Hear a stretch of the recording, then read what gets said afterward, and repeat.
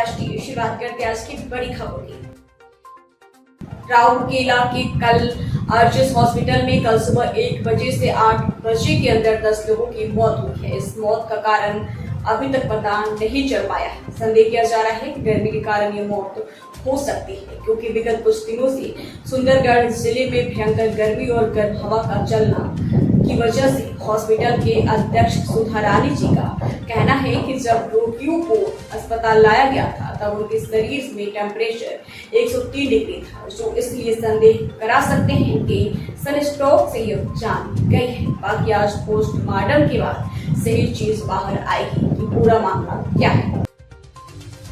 कल ओडिशा के आखिरी चरण के वोट होने वाले हैं, जिसे लेकर राज्य मुख्य निर्वाचन अधिकारी ने बताया है कि 17,000 पोलिंग अधिकारी नियोजित रहेंगे।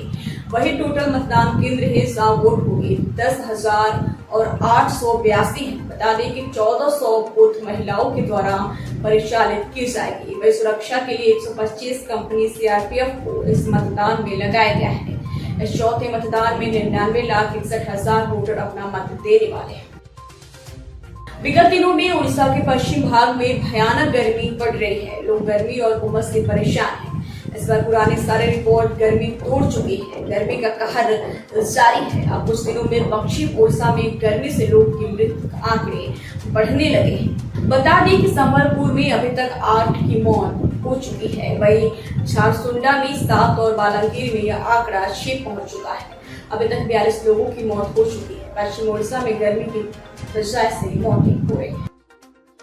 लोकसभा चुनाव 2024 का अंतिम चरण 1 जून को है। इसके बाद 4 जून 2024 को नतीजे सबके सामने होंगे और ये साफ हो जाएगा कि केंद्र में किसकी सरकार बनेगी। इसी बीच केंद्रीय मंत्री और गुना से बीजेपी उम्मीदवार ज्योतिरादित्य सिंधिया ने बड़ा दावा किया है। उन्होंने कहा है कि 4 जून को जब नतीजे आएंगे तब भारत का परचम विश्व पटल पर लहराएगा। देश का एक एक नागरिक इस अंतिम चरण में अपना मत अधिकार, जो प्रजातंत्र में सबसे बड़ा अधिकार दिया जाता है अपने भविष्य का निर्माण करने के लिए, अपना मताधिकार का पूर्ण प्रयोग करें। अच्छा मतदान हो और उसके बाद आगामी 4 तारीख को जब नतीजे आएंगे तो भारत का परचम विश्व पटल पर लहराएगा प्रधानमंत्री नरेंद्र मोदी जी की तीसरी पारी में। और तीसरी पारी में जो प्रधानमंत्री जी ने सदैव कहा है कि भारत को तीसरी बड़ी आर्थिक शक्ति के रूप में 2027 तक उभारने का संकल्प लेके प्रधानमंत्री जी के नेतृत्व में हम सब। हिमाचल प्रदेश की राजधानी शिमला के तारा देवी के जंगलों में भयानक आग लगी हुई है। आग लगने की वजह से करोड़ों रुपए की संपदा जलकर खाक हो चुकी है। ये आग बुधवार सुबह के वक्त से जारी है। अब तक इस पर काबू नहीं पाया जा सका है। आग की वजह से यहाँ वन्य संपदा और वन्य प्राणियों का बहुमूल्य जीवन नष्ट हो रहा है। हर साल गर्मियों के मौसम में इस तरह जंगलों में आग लगती है और करोड़ों रुपए की संपदा जलकर नष्ट हो जाती है। लोकसभा चुनाव के अंतिम चरण का प्रचार अब थम चुका है। चुनाव प्रचार के बाद एलजेपीआर के प्रमुख चिराग पासवान पटना लौट चुके हैं। पटना एयरपोर्ट पर गुरुवार को उन्होंने पत्रकारों से बात की। वही विपक्ष की ओर से खुद की अयोध्या और प्रधानमंत्री मोदी की कन्याकुमारी जाने वाले बयान पर चिराग पासवान ने कहा कि लोग शक्ति के विनाश की कल्पना करते हैं, सनातन को गाली देने का काम करने वाले ये नहीं समझेंगे कि मेरे प्रधानमंत्री किस सोच के साथ वहां जा रहे हैं। प्रधानमंत्री ध्यान लगा रहे हैं। देश के प्रधानमंत्री के बारे में देश की जनता को जानने का हक है कि वो कहाँ पर है। क्या मतलब है इन सारी बातों से और कौन कैमरा लेकर जा रहा है? भाई प्रधानमंत्री हैं देश के, स्वाभाविक है जहां जाते हैं वो जानकारी मीडिया के माध्यम से, electronic, social media, print media के माध्यम से जनता तक वो जाती है और जानी भी चाहिए। भैया देश के प्रधानमंत्री हैं, उनकी जानकारी देश की जनता का अधिकार बनता है ये जानने का।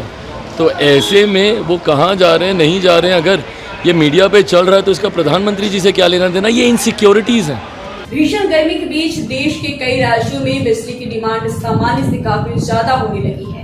इसी बीच दिल्ली के मुख्यमंत्री अरविंद केजरीवाल का दावा है कि उनकी सरकार में जनता को बिजली संकट से जूझना नहीं पड़ रहा है, क्योंकि लोगों को पर्याप्त इलेक्ट्रिसिटी सप्लाई मिल रही है। सीएम केजरीवाल ने सोशल मीडिया अकाउंट यानी एक्स पर पोस्ट कर लिखा है, इस बार पूरे देश में अभूतपूर्व गर्मी पड़ रही है, जिसकी वजह से देश भर में पानी और बिजली का संकट हो गया है। दिल्ली में बिजली की पीक डिमांड 7438 MW थी। इसके मुकाबले इस साल पीक डिमांड 8302 MW तक पहुंच गई है। इसके बावजूद दिल्ली में बिजली की स्थिति नियंत्रण में है। अन्य राज्यों की तरह पावर कट नहीं लग रहा है।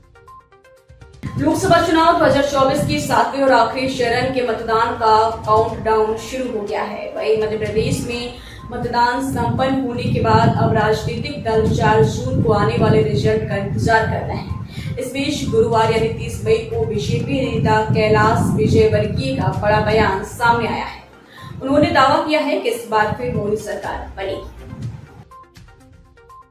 उत्तर प्रदेश के हापुड़ से एक दिलचस्प मामला सामने आया है। यहाँ शादी के दौरान दुल्हन को दूल्हे ने किस कर लिया।